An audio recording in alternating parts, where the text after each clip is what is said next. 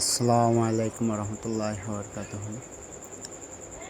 নতুন বিলের মাঝে গড় করার সময় একটা জিনিস করতে হয়।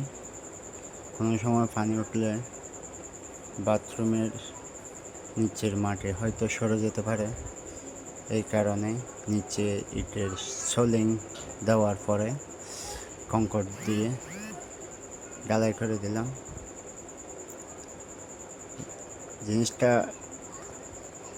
কাজটা কীরকম হয়েছে একটু কমেন্ট করে জানাবেন। আপনারাও যদি বাড়িতে এভাবে নতুন বিল্ডিং করেন,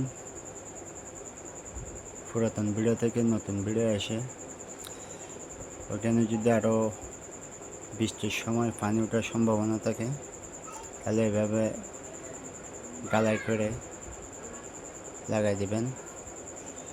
একটু মজবুত হবে, সরে না যাওয়ার সম্ভাবনা থাকে। শক্তভাবে করে দিলাম। কাজটা কেমন হয়েছে একটু কমেন্ট করে জানাই।